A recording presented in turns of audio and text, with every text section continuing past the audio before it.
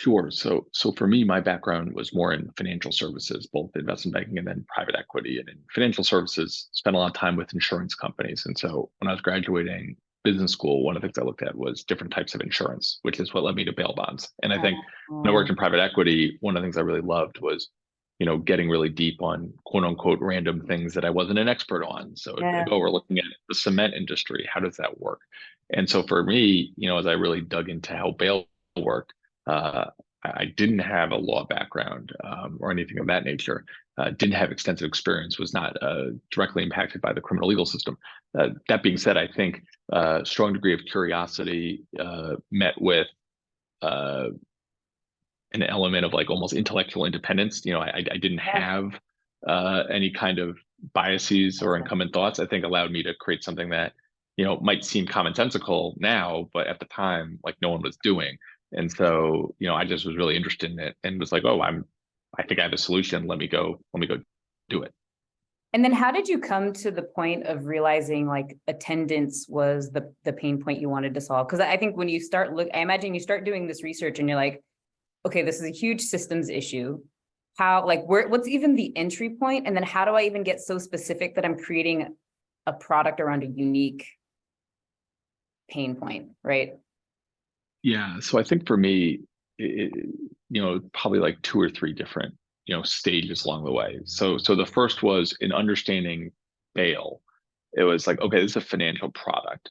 Okay, like effectively, it should be pricing in the risk that someone doesn't show up, and that risk based on how much is effectively lent out or given as bail should compute into some kind of rate of return. And what Mm, became very clear to me was that if you could guarantee attendance, the cost of bail should be effectively zero. And yeah. it wasn't. Bail was like 10%. So that's why I was like, oh, like maybe I can create a bail bond company and, um, you know, do a bunch of stuff to help attendance and therefore be more profitable and at the same time lowering the cost of it, which should increase access. But when I Right. spoke to people about the bail system, it became really clear to me that like, well, actually, like, A, even if you lower the cost of bail, judges could just raise the bail even more. Mm, And B, folks didn't represent a risk charging them money versus rich people who would just be able to use their own money and get it all back seemed unfair. And so what that led me to when I was talking to different advocates in the space, and one in particular is someone, Alec Karakatsanis, who's the founder of a nonprofit civil rights court. And I was talking to him about what I was finding out, and I was like, maybe the answer is some type of like risk assessment that could meet people with intervention. So if you have trouble, if you don't have a car, we'll give you a car and all this type of stuff. And he's like, no, it sounds pretty complicated, but like, and I don't love the idea of trying to predict someone's riskiness based on, bad data, most likely. yeah. He's like, I was like, one of the things I'm interested in, I'm seeing is just like getting people to show up to stuff. And he's like, that sounds like a great idea. And so it's also, I think, just being very, there's a balance, I think, when you're looking at something totally new, which is there's an excitement, there's an opportunity to look at things with fresh eyes. At the same time, you have to be grounded in that humility to know, like, I'm not an expert in this space. And when you find people that are really, really awesome and really, really bright and have great insights, sort of bring that. So I'm like, okay, if I'm looking at something, I'm seeing this, and this person's kind of double clicking on that, that's probably where I should focus. And it also, again, just seemed like a very natural, wedge opportunity into the space, which is like, if you could demonstrate the ability to get people to show up to appointments they're not showing up to, everyone wins, as opposed to needing, winners and losers in the space and trying to convince people. How did you, because it sounds like you came into this with a really revenue driven mindset, right? Like you were looking for what's the transaction that I can kind of facilitate that would solve this problem. And I think a lot of mission driven founders, that's not necessarily the way that they're thinking about it. They're thinking about it like, here's the change I want to make. And oh yeah, I need to have like a business model that supports this. So can you talk a little bit about that process for you and like kind of unpacking what the dynamics were in the industry to then get to the point where you're like, okay, here's where I can pinpoint where the business model makes sense for both the person that's maybe not making the appointments, and then also whoever it is that's paying for the service in the first place?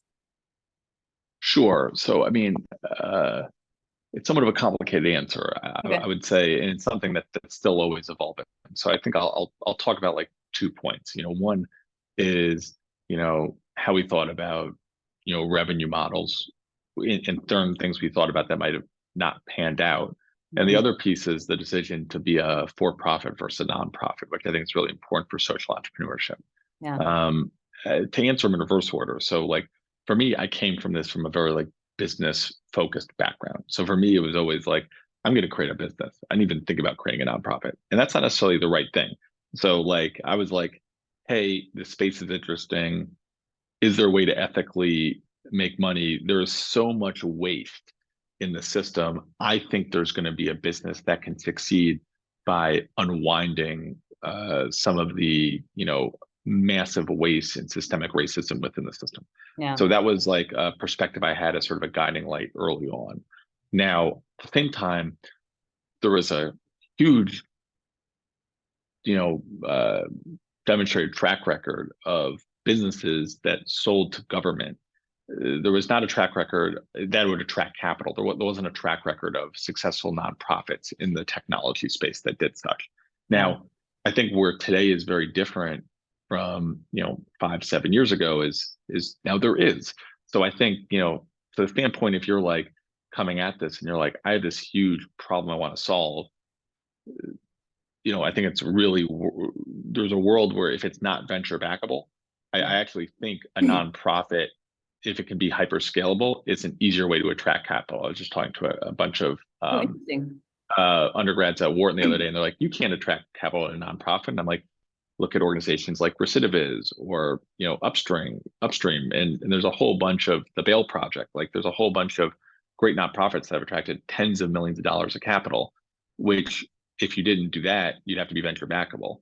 Yeah. So in Yeah. certain markets like ours, where we have slow sales cycles, the addressable market's not $1 billion plus. It arguably, in hindsight, would have been easier if we were starting this today to have been a nonprofit than a for-profit to Interesting. grow as fast as we did.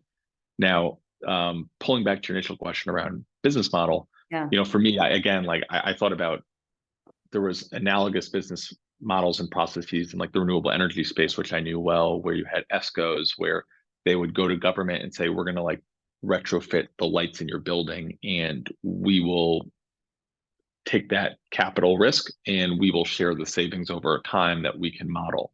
Um, I was like, wow, we can do that for the criminal justice system. What I found was that the criminal justice system, a lot more complicated. There's not a single buyer, and all these different county and statewide fiefdoms don't share budget. So I can go to the public defender, deliver value to the county. Someone Yeah. doesn't show up to jail, and no one will pay me for that. So what we found was, more just a traditional basic software product where it's like, if we're selling to a public vendor, it's, hey, this is a way for you to engage your clients more, which is just good for your clients. You care about your clients. This is a way for you to save time as a staff member, so you're not, you know, ending up like showing up to court or dealing with missed appointments. This is just an efficiency tool. And the same thing in our work with probation departments, and our work with prosecutors, our work with the family law space, specialty courts. It's really like, how do you deliver value to the staff member on the government? Like Yeah. that's what people will pay you for, as much as the real inspiration for the business was around how do we deliver value to the client, the end user, which is what inspired me and others to get involved in the company early on. I that's really fascinating that you have so many different buyer personas, right? Like it's not like you're selling to one customer buyer profile. And so what was that process for you like with tweaking the messaging in getting those sales? Because it sounds like it was a long sales cycle, and I imagine this is heavy on the relationship building and the referral side of things, but I'd love to just hear how you went about figuring out what the messaging was to speak to each of these kind of different buyer personas. Sure. I mean, I think this is one of those areas that there's nothing, mission driven can be a part of it, but it's just basic. Yeah. sales, right? And it's like understanding pain points, understanding decision makers, and trying to drive value. I think an area that space like the criminal justice system can be challenging is if you really are mission driven, like I am in like our businesses, it's like how do you balance kind of being an advocacy organization versus a traditional business? And there are real trade-offs. Like an example would be um, around our probation work. We're focused on most technical violations when people might miss a probation check-in and end up in jail. You know, that can be addressed by helping someone find housing, helping someone stay organized, helping them find a job, communicating with them, showing that you care as a probation officer. Um, a lot of staff are just like, I want geolocating. Like that's what I want as a feature. And we were like, we don't believe in Ah, that as a yeah. means to solve the problem. Now, like where this gets even more tricky in our space is then there are some people that say, well, you're even working with probation. That's not right. You should be focused on abolishing probation. So therefore, like Yep. you're not on our team. And so we're kind of stuck in the middle. So I think one of the things with mission driven companies is it's really tough in these spaces when it's not super clear around like aligning mission and profit. Yeah. I think for us, we try to walk a fine line and balance those, and it's tough, and it just creates um, a it just creates an added degree of difficulty, which to me is super exciting in the sense that it's how cool is it to be able to generate revenue by like really delivering value to people that were not getting service Yeah. in the form of low income defendants. But it's tricky because you're like, oh wow, we can make money over here if we built an ankle monitoring app. And I'm like, but that would be bad for the system. So like, I'm not going Right. to go do that. I think some spaces it's easier. There's less trade-offs, but I do think there are sometimes real trade-offs in these systems. How did you, because I hear you saying that it's like was incredibly challenging and that it also adds a layer of complexity that's probably like what makes it a fun problem to solve. And by fun, I mean like it's what's engaging you and kind of like keeping you, invested in moving the project forward. How could you talk about how you manage that? It sounds like some of it was really being like really clear with your own values, but I'd love to hear how you made those delineations in some of the decision making, because you can get pulled in so many directions based on like where the business model seems like it makes sense to go. Yeah, I think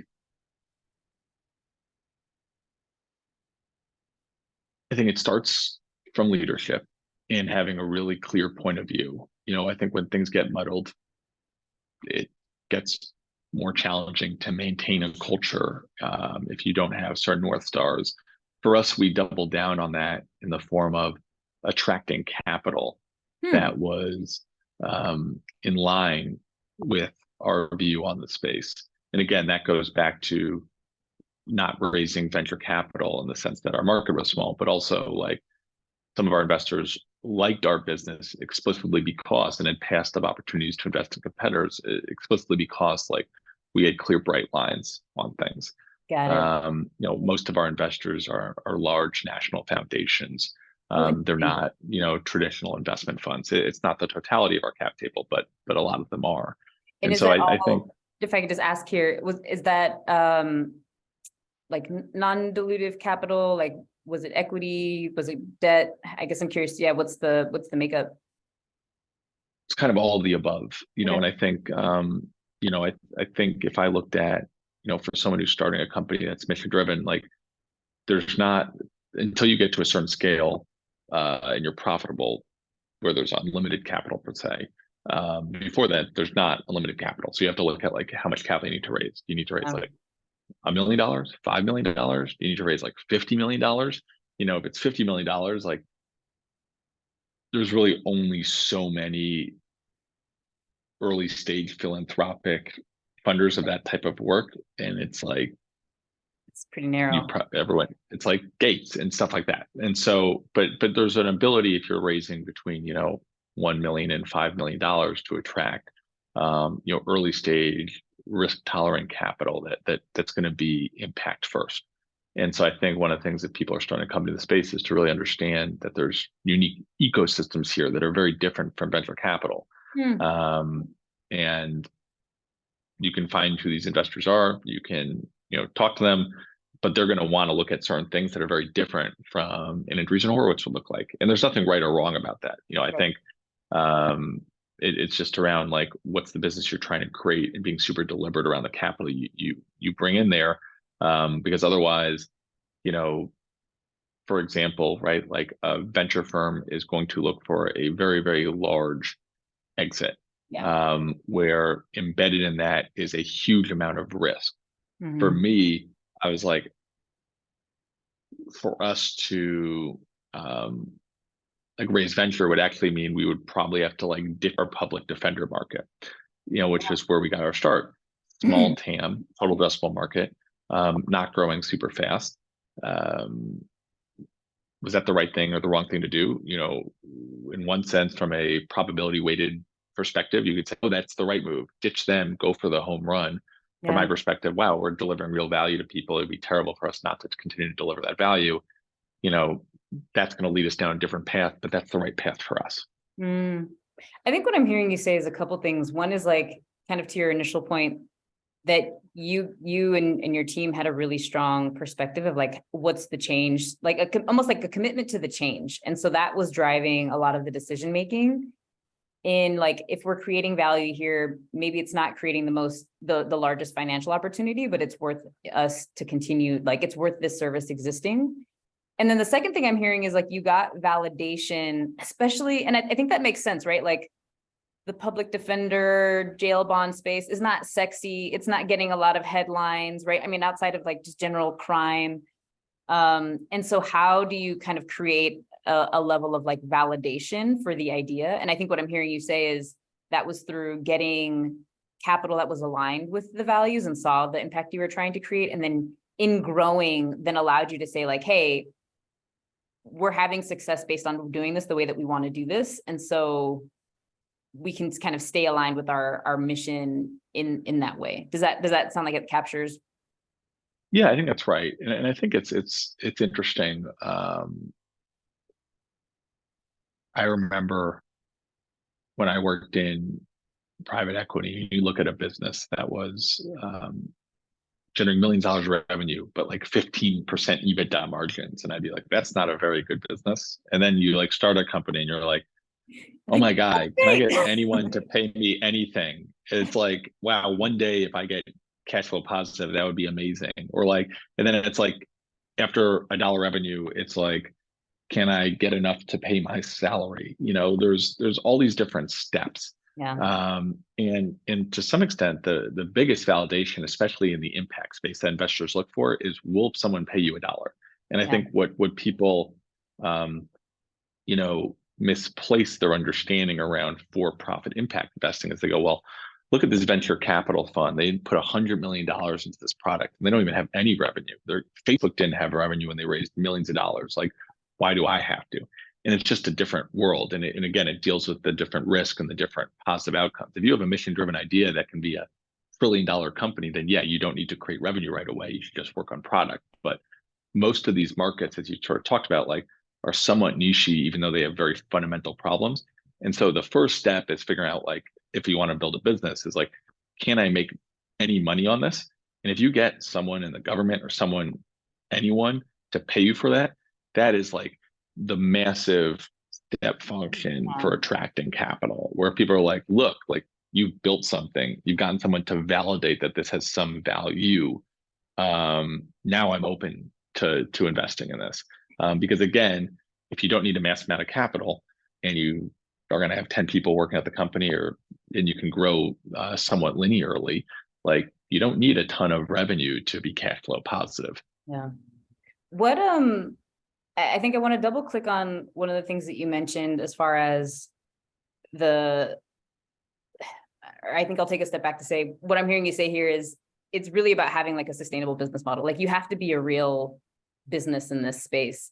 But I think that's really interesting because you are a technology platform, right? And so there is the upfront cost of like development and like finding that product market fit and like cost of just, yeah, the getting the MVP into the market and seeing that this is the right solution. And so I'm curious how then you balanced those two things of like we do need capital to get this into the market and help us scale, but we also do need to demonstrate that we like people will pay for this on the front end. How did you kind of navigate that tension? Yeah, so it's tricky. And I think this is one of those places where a lot of people are focused on, let's say, like access to capital and sussing out, entrepreneurs from differentiated backgrounds are doing really important work because, if you have a track record, it's easier to attract capital earlier and earlier in the process. Mhm. So like, I think what generally happens is the first capital is usually some kind of like friends and family capital. And you don't need a ton, but it's like, well, if I don't know how to find $100,000, so it's tricky. So I Yeah. think the places that I would look at there's different accelerators that are run by nonprofits. There's one, Blue Ridge Labs. Mm, Stand Together is a funder of ours. They've done different stuff around police reform. Um, there's different foundations that are open to totally new ideas and to fund that type of work. So, like, there's a grant we received when we were looking at the child welfare space from the Aviv Foundation. There's the I think JM Kaplan Prize. So there's different groups that are willing to go earlier stage when it's the idea and the concept. And then the last idea that I think gets completely overlooked in this space is actual federal and other forms of governmental funds hmm. in the form of grants. And so if you look at, let's say, the Bureau of Justice and Statistics in the space, and I'm guessing this is the same for other areas, whether it's Department Right. of Education and whatnot, is, partnering with a county or a state and saying, hey, I want to work on this. Can you help me? And I'll work with you on this grant. And let's take the funding of that and put Mhm. towards the product.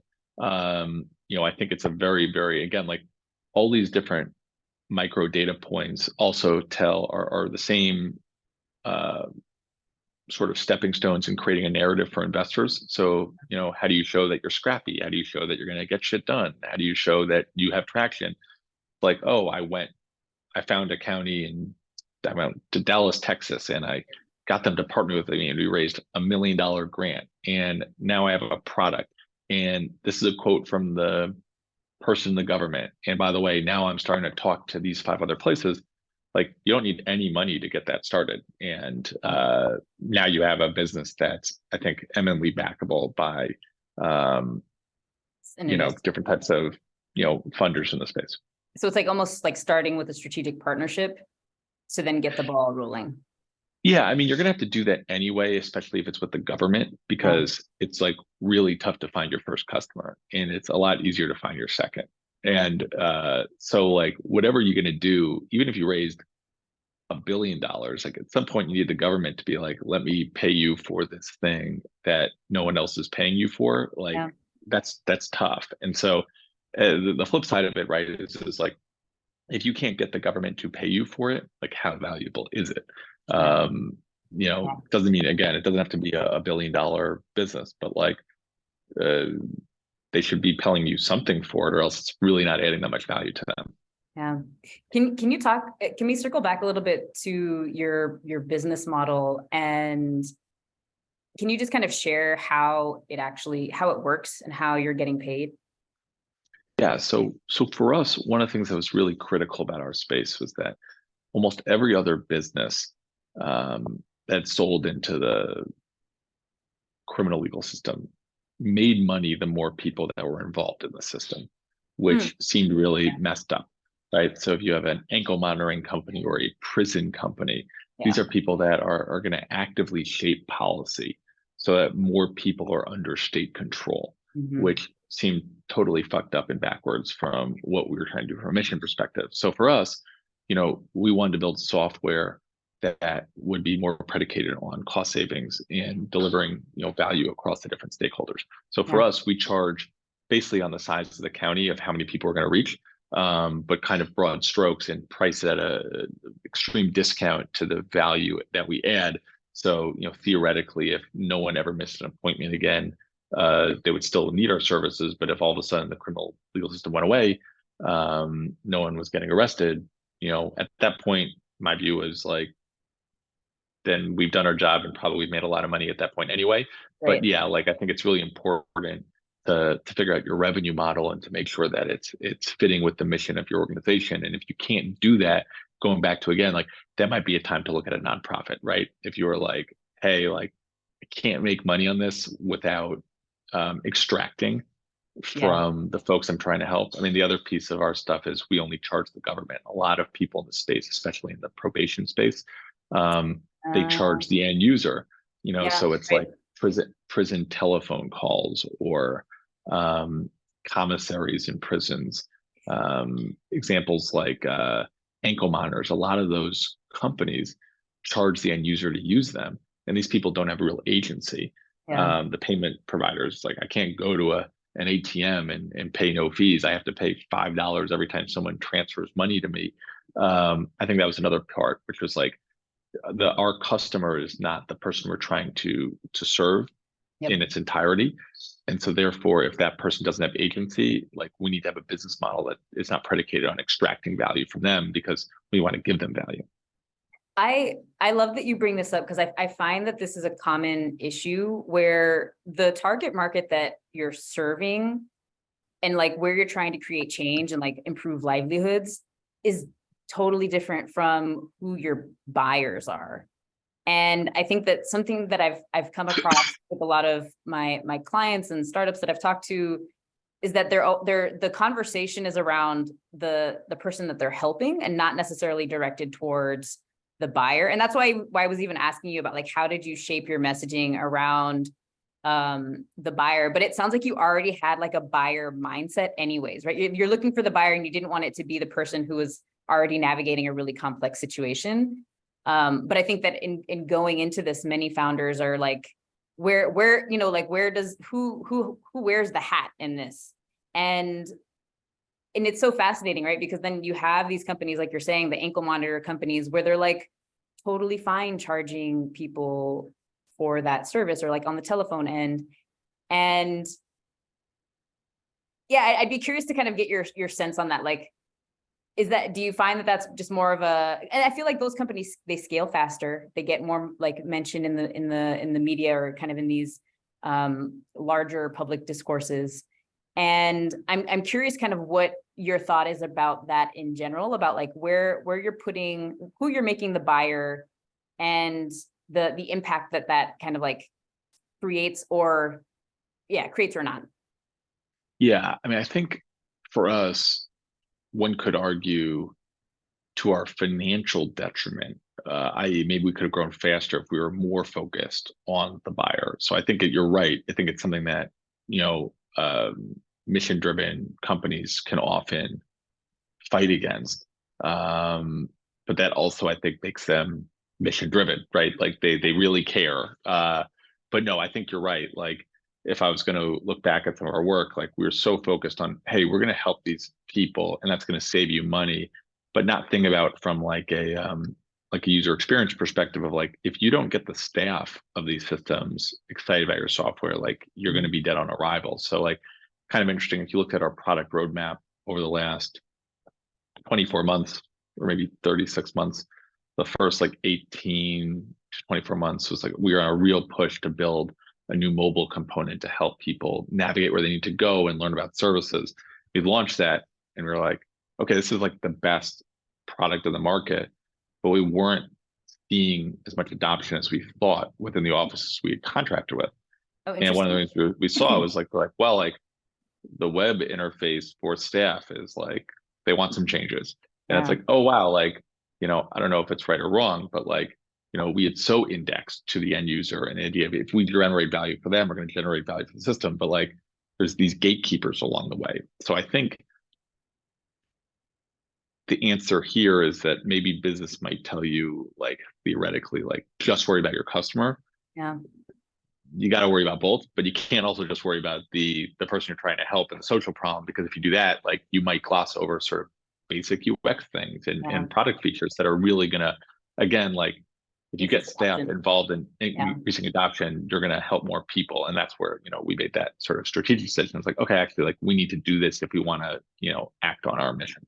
It's so interesting because I think what you're saying is like you have to get the person that's actually using it excited. And that just becomes like, it really helps narrow the focus. And I think in a way that's probably like almost a sigh of relief. It's like, okay, this is the particular person. This is what they're trying to do with this.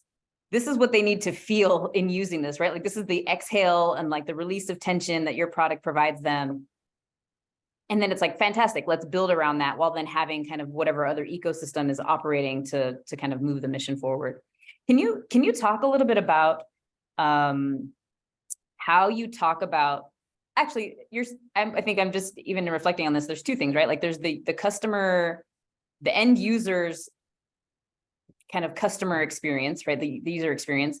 And then there's like the value proposition for that institution that they're a part of.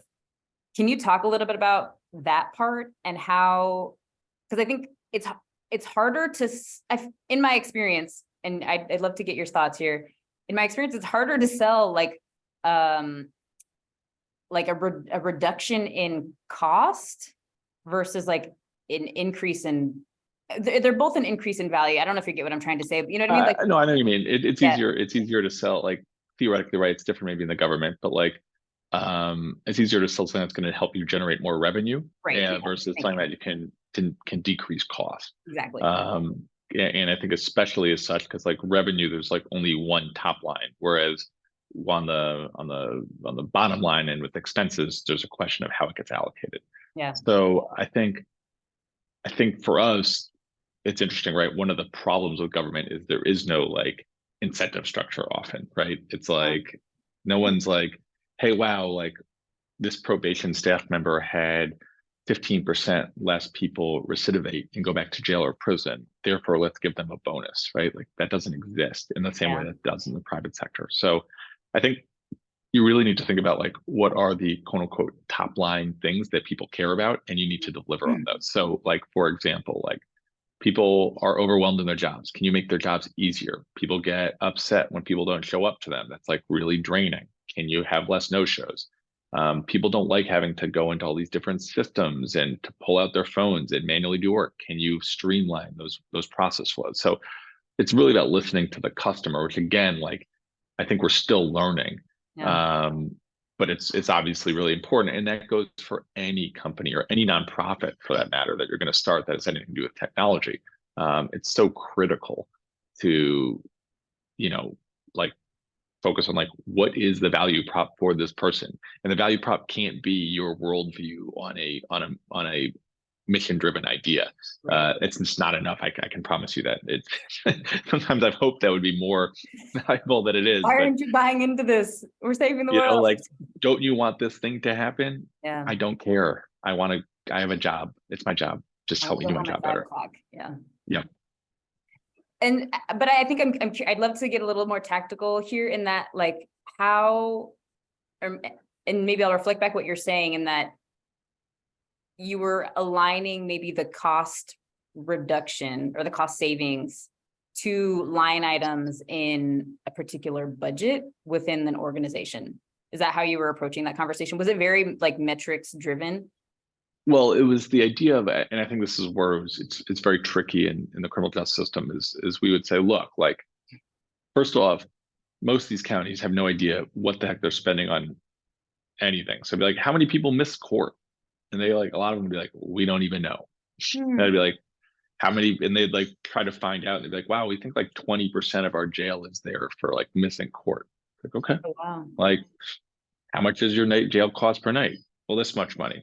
Okay, like, look, I'm not telling you you're going to save $5 million next year, Shelby County, Tennessee, but like, you only need like 2 or 3 people to show up to court out of 10,000, and this will pay for itself.